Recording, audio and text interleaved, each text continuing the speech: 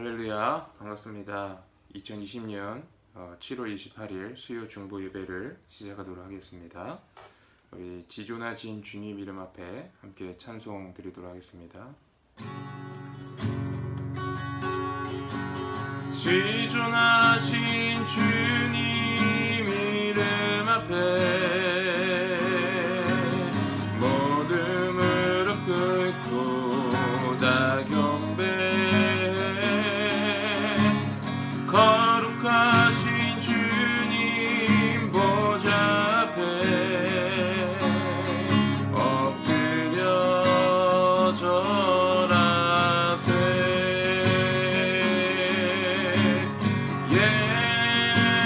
예수는 그리스도, 예수는 주,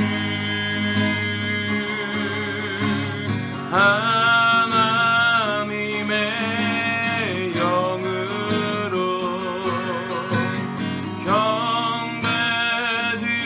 경배드리네. 지존하신 주님 이름 앞에, 지존하신 주님 이름 앞에 모든 무릎 꿇고 다 거룩하신 주님 보좌 앞에 엎드려 절하세.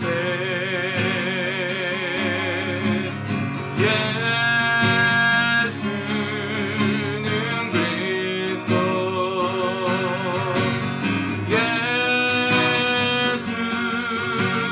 주,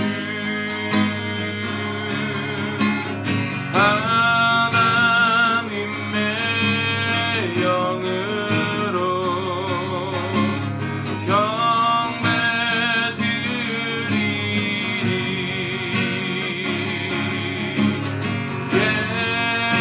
예수는 그리스도,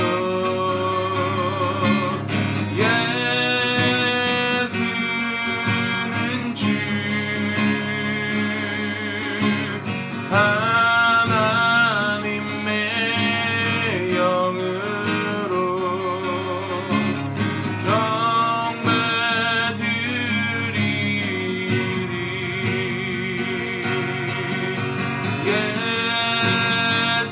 예수는 그리스도, 예수는 주,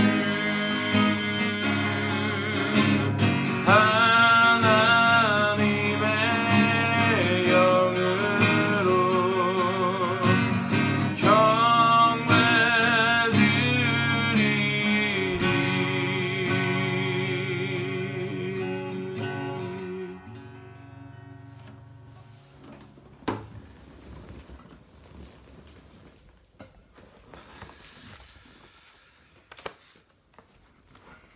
다 같이 기도하시고 말씀 들으시도록 하겠습니다. 하나님 감사합니다. 오늘 부족한 종 이 자리에 섰습니다. 하나님, 오직 하나님의 의만 의지하며 나아갑니다. 주님께서 주신 그 전가된 의만 의지하며 나아갑니다.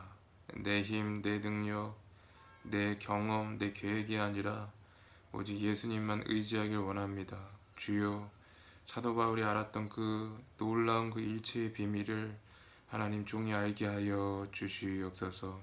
오늘 이 시간 하나님 말씀을 듣고자 하는 우리 중보기도 팀원들 심령을 활짝 열어주시고 복음에 반응하게 하여 주시고 복음으로 변화되어서 하나님께 영광 돌리는 하나님의 귀한 자녀들 될 수 있도록 역사하여 주시옵소서. 특별히 하나님 이 시간 질병으로 하나님 정말 투병 중에 계신 많은 환우분들을 위하여 기도합니다. 모든 고통이 예수님의 이름과 권능 안에서 사라지게 하여 주시고 오직 성령의 은혜로 하나님 아버지 하루하루를 이겨낼 힘을 허락하여 주시고 또한 하나님 주님의 복음으로 말미암아 하나님 그 심령이 충만하여져서 마음의 평안과 안정과 기쁨이 넘쳐날 수 있도록 도와주시옵소서. 하나님, 이제 말씀을 듣고자 합니다. 하나님 입술을 주장하여 주시고 주님 전할 말씀 꼭 하나님 종의 입술에 넣어 주셔서 오늘 하나님 듣는 이가 모두 하나님께 은혜 받고 하나님 아버지께 헌신할 수 있도록 주여 도와주시옵소서. 감사드리며 우리 주 예수 그리스도 이름으로 기도하였습니다. 아멘. 오늘 하나님 말씀은 로마서 1장 1절에서 7절까지 말씀입니다. 로마서 1장 1절에서 7절까지 말씀입니다. 제가 봉독해 올리도록 하겠습니다. 예수 그리스도의 종 바울은 사도로 부르심을 받아 하나님의 복음을 위하여 택정함을 입었으니 이 복음은 하나님이 선지자들을 통하여 그 아들에 관하여 성경에 미리 약속하신 것이라.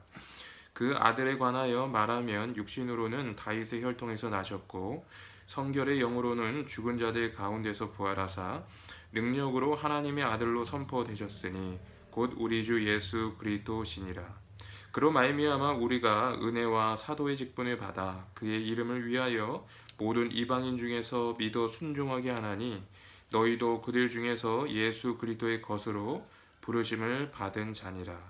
로마에서 하나님의 사랑하심을 받고 성도로 부르심을 받은 모든 자에게 하나님 우리 아버지와 주 예수 그리스도로부터 은혜와 평강이 있기를 원하노라. 아멘. 아멘. 오늘은 그리스도인의 종된 삶을 살아라 라는 제목으로 같이 여러분과 말씀을 나누도록 하겠습니다. 저는 책을 읽을 때 가장 먼저 하는 것이 있습니다. 그것은 책의 머릿말을 먼저 읽는 것이고 그 다음에 책의 맺은말을 읽는 것입니다. 왜 그렇게 하냐 하면 그렇게 할 때 책의 머릿말과 맺은말을 읽을 때 전체적인 그 책의 내용을 쉽게 파악할 수 있기 때문에 그렇습니다. 그런 의미에서 오늘 함께 읽은 말씀은 매우 중요하다라고 할 수 있습니다. 왜냐하면 오늘 본문 말씀이 로마서 책 전체를 조망해주는 그 머릿말에 해당하기 때문에 그렇습니다. 여러분, 이 머릿말을 잘 이해하기 위해서는 좀 배경을 좀 설명을 해드려야 될 텐데 사실 고대 로마 사회에서는 편지를 주고받을 때 당시에 통용했던 일반적인 어떤 형식이 있었습니다. 그 형식은 간략하게 요약해서 설명해 드리자면 먼저는 편지 서문에 편지의 발신자를 소개합니다. 그리고 그 다음으로는 편지의 수신자를 언급을 하죠. 그리고 마지막으로는 그 수신자에게 인사말 또는 축복의 말을 전함으로써 편지의 그 서문을 이게 정리하는 것입니다. 그런데 오늘 함께 읽은 로마서 1장 1절부터 7절 말씀을 가만히 보면 그런 일반적인 형식을 따르지 않고 좀 독특한 형식을 취하는 것을 볼 수가 있습니다. 먼저 1절에 보면 바울은 발신자인 자신을 소개하고 한참 뒤인 7절에 가서야 수신자인 로마 성도들을 언급합니다. 그리고 그들을 축복하죠. 그리고 1절과 7절 사이에 어떻게 보면 이 편지의 서문과는 좀 별개인 것 같은 복음의 내용을 아주 압축해서 집약해서 넣음으로써 복음의 메시지를 강조하고 있는 것을 볼 수가 있습니다. 그렇다면 바울은 왜 이렇게 당시의 사회적인 관습을 벗어나 이렇게 특이한 형식으로 로마서 서문을 장식한 것일까? 사실 여러분 그렇지 않습니까? 우리가 어떤 사람을 대하거나 어떤 사람과 이야기를 나눌 때 또 어떤 사람을 대할 때는 당시에 통용하는 어떤 사회적인 관습에 따라서 그 사람을 대해야지 예의에 맞는 것이죠. 근데 그런 예의에 어긋나게 이렇게 바울이 이렇게 특이한 형식으로서 편지를 쓴 이유는 무엇일까? 그 이유는 무엇일까요? 그 이유는 바로 바울이 깨닫고 경험한 복음이 자신의 인생에서 가장 중요하다는 것을 누구보다 자신이 알았기 때문에 그래요.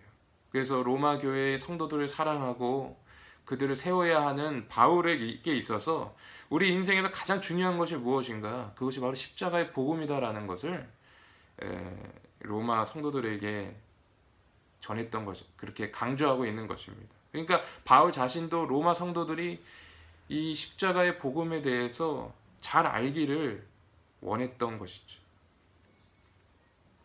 그래서 바울은 로마 성도에 이런 말씀도 하잖아요. 나는 할 수 있는 대로 로마에 있는 너희에게도 복음 전하기를 원하노라.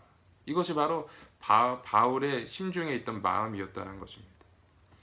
여러분, 앞서 말씀드렸듯이 여러분 어거스틴이나 루터, 존 웨슬리, 칼빈, 존 버년, 이런 많은 사람들이 이 로마서를 읽고 인생이 송두리째 변화되었다라고 제가 이야기한 적이 있습니다.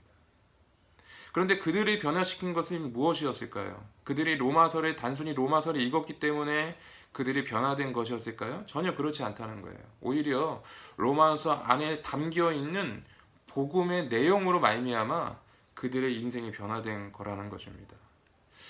저와 여러분도 이와 같은 경험을 해야 되는 줄 믿습니다. 진짜 우리가 예수님을 믿는 그리스도인이라면 복음을 온전히 경험해야 한다는 것이에요. 그리고 그 주님을 온전히 알게 되면 우리의 인생은 송두리째 변화되게 되어 있다는 것입니다. 21세기의 최고의 설교가 중에 한 사람인 폴 워셔 목사님이 있습니다. 폴 워셔 목사님이 한 번은 설교하실 때 이런 말씀을 하신 적이 있어요. 어떤 사람이 운전하고 지인을 만나러 가다가 반대편에서 오는 큰 화물 트럭과 정면으로 충돌했다고 해요. 그런데 그 사람이 아무 일 없다는 듯이 어떤 고통도 그런 것도 느끼지 않고 그 사고 난 자리에서 툴툴 털고 일어나서 그리고 약속 장소에 가서 지인과 식사하고 그렇게 지인과 만나고 돌아왔다고 해보자는 거죠. 이것을 우리가 믿을 수 있냐는 거죠. 그러면서 하시는 말씀이 뭐냐 하면 화물 트럭과 정면으로 충돌해도 우리가 변화를 겪고 고통을 당하고 고통과 같은 변화를 겪는데 이 화물 트럭보다 훨씬 더 크신 우리 주님을 만났는데 우리가 어떻게 변화되지 않을 수 없냐는 거죠. 여러분, 마찬가지로 믿습니다. 우리 복음에는 주님의 사랑이 들어있고 주님의 인격이 담겨져 있는 것이죠. 우리가 그 주님과 정면으로 만나고 진정으로 액면대로 만나게 되면 우리 인생은 이 어거스틴처럼 루터처럼 존 웨슬리처럼 송두리째 바뀌게 될 수밖에 없다라는 것입니다. 그러므로 저와 여러분이 이번 로마서 강해를 제가 준비하고 또 전하고 또 여러분이 듣는 과정 속에서 우리의 삶과 인생이 완전히 바뀌게 되고 우리의 심령 중심에서 통해 자복하게 되는 역사가 일어나기를 주의 이름으로 축복합니다. 오늘 본문 말씀 1절에서는 바울이 자기 자신을 소개하면서 예수 그리스도의 종이라고 소개를 합니다. 이 종이라는 말은 헬라어로 이 둘로스라는 말인데 그 의미는 노예라는 뜻입니다. 종이라는 의미보다 노예라는 뜻이라는 거죠. 그러니까 사도 바울은 지금 자신을 로마 교인들에게 소개하면서 자신을 예수 그리스도의 노예 바울이라고 표현하고 있는 것입니다. 여러분, 우리가 여기서 잘 이해하기 위해서 당시 로마 시대 때 노예가 어떤 의미인지를 잘 알아야 합니다. 왜냐하면 이것을 잘 알아야지 하나님과의 우리의 관계를 바르게 이해할 수 있기 때문에 그래요. 여러분, 당시 노예는 일종의 동물이나 기계와 같은 생산 수단에 불과했습니다. 그냥 기계예요. 어떤 물건을 만들어내고 결과물을 내는 기계라는 것이죠. 그리고 그들에게는 인격이나 인권과 같은 것이 전혀 보장되어 있지 않았습니다. 주인의 명령과 복종대로 살아야 하는 그러한 존재였다는 것이죠. 당시에는 노예 시장이 있었는데 이곳에서는 노예의 값을 매기기도 하고 노예를 사고 팔기도 합니다.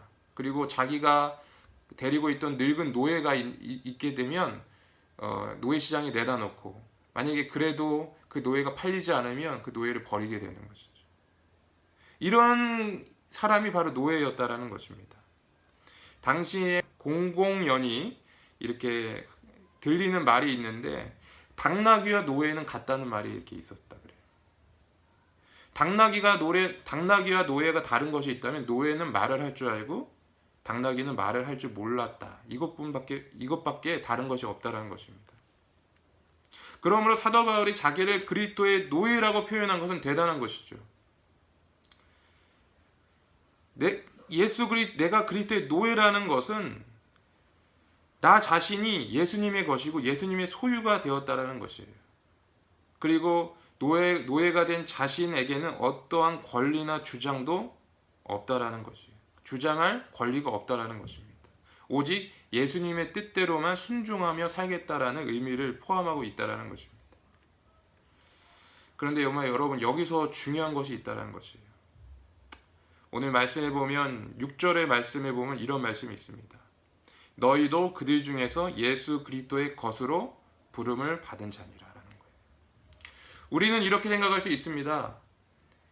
예수 그리스도의 노예로 부름받은 사람은 바울뿐이지 않겠는가?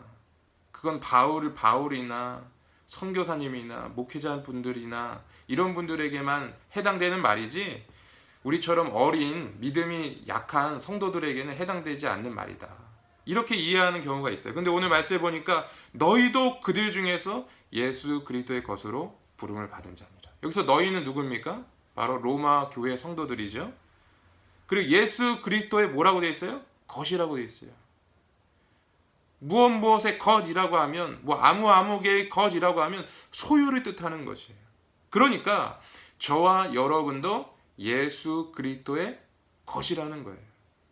여러분, 우리 인생이 우리의 것이 아니라는 것입니다. 우리 인생이 또 나의 삶이, 나의 시간이, 나의 인생이 내 것이 아니라는 거예요. 오직 예수 그리스도의 것이라는 거예요. 또 5절 말씀에 이런 말이 있어요. 5절 말씀에 보니까 복음을 믿어 순종하게 한다라는 말씀이 있습니다. 복음을 믿어 순종하게 한다. 이 말이 뭡니까? 복음은 단지 그냥 듣고만 있는 것이 아니에요. 그냥 믿고 가만히 있는 것이 아니라는 거예요. 믿고 순종한다는 거예요. 오늘날 많은 사람들이 예수 믿는 것을 무슨 보험처럼 생각하는 경우가 많이 있습니다. 나는 예수 믿으니까 지옥은 안 가지. 그러니까 천국은 가니까, 지옥은 안 가니까 그냥 이 땅에 재미를 마음껏 누리며 살자. 마음 내키는 대로 살자. 이렇게 해서 자신의 삶을 그냥 자신이 주인 되어서 살아가는 사람이 많이 있는 것 같습니다. 그런데 하나님께서 저와 여러분 가운데 십자가의 복음을 허락하신 것, 아들을 십자가 가운데에서 내어주시고 저와 여러분을 구속하신 이유는 거기에 있지 않습니다. 저와 여러분을 주님의 것으로 삼기 위해서 부르신 거라는 거예요. 우리가 이것을 잘 이해해야 한다는 것이에요.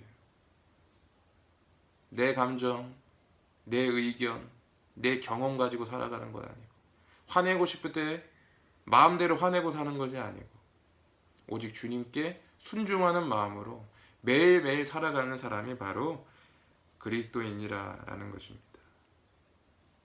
그러므로 저와 여러분이 이와 같은 주님의 종 되기를 주님으로 축복합니다.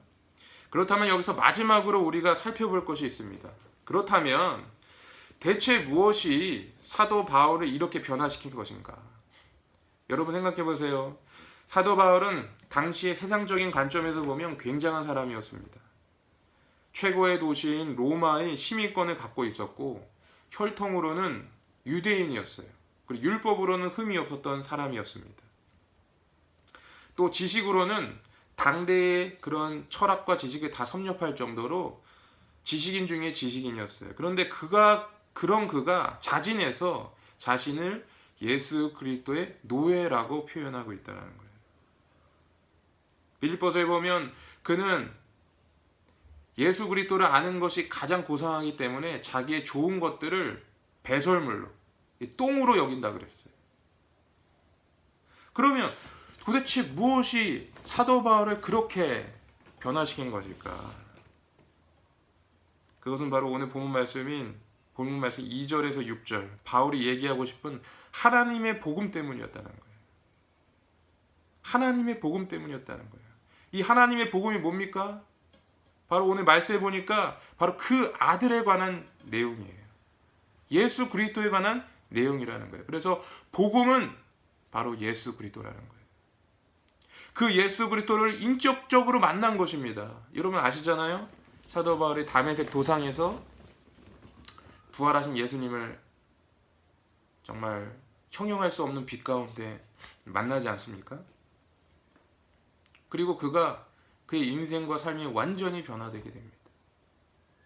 여러분 복음은 바로 이러한 예수님에 대한 내용이라는 거예요. 예수님이 저와 여러분을 위해서 죽으시고 부활하셨다는 거예요. 육신으로는 다윗을 통해서 나셨고 성령의 능력으로 부활하셔서 하나님의 아들로 선포되신 분이라는 거예요. 그분이 우리의 구원자 되시고 우리의 신랑 되시고 우리의 주인 된다는 것입니다. 그렇기 때문에 사도 바울이 완전히 변할 수밖에 없었다라는 것입니다. 신명기 15장에 보면 종의 규례가 나옵니다. 이스라엘 백성이 종들에 대할 때 어떻게 대해야 하는지에 대한 내용이지요. 이 말씀에 보면 종은 6년 동안 주인을 섬기다가 7년째 되는 해에 안식년이라고 해서 종이 자유를 얻습니다. 주인은 그 종을 놓아줘야 합니다. 그런데 여기에도 예외가 있어요. 그것은 뭐냐면 그 종이 자기 주인이 너무 존경스럽고 사랑스러울 경우, 자기 주인이 너무나도 좋은 경우에 스스로 종이 되기를 원하는 경우입니다. 그래서 이럴 경우에는 주인이 그 종의 귀에다가 송곳으로 뚫어서 자기의 소유라는 표시를 하게 됩니다. 그러면 그 종은 영원히 그 주인의 소유가 되는 것이라는 거예요. 여러분, 우리가 이렇게 생각할 수가 있어요.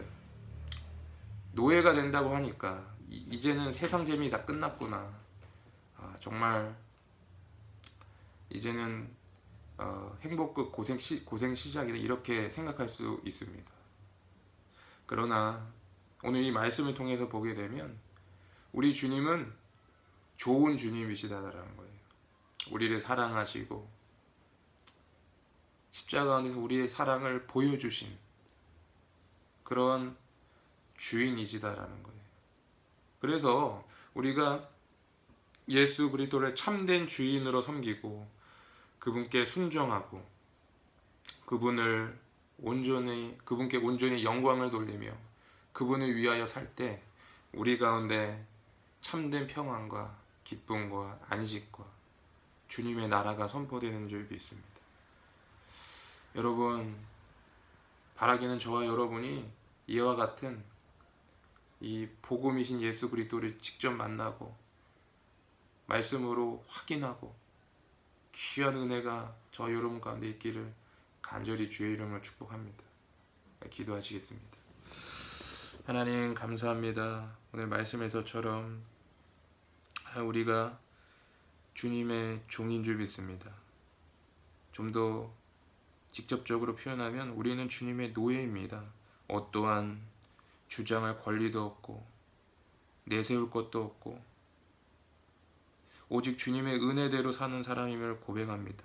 이제는 우리의 자아가 죽게 하여 주시고 우리의 자아가 십자가에 못 박히게 하여 주시고 오직 부활하신 그리스도로 살아가는 귀한 은혜가 우리 가운데 나타날 수 있도록 도와주시옵소서. 강해에 가는 가정 가운데 종에게 지혜 허락하여 주시고 은혜 주셔서 적절한 말과 어휘들이 생각나게 하여 주시고 또 해석하게 하여 주셔서 또 계시하여 주셔서 복음에 담긴 놀라운 영광을 온전히 선포할 수 있도록 도와주시옵소서. 하나님, 우리를 새롭게 하여 주시옵소서. 그렇게 하실 주님을 찬양하며 감사드리며 우리 주 예수 그리스도의 이름으로 기도하였습니다. 아멘.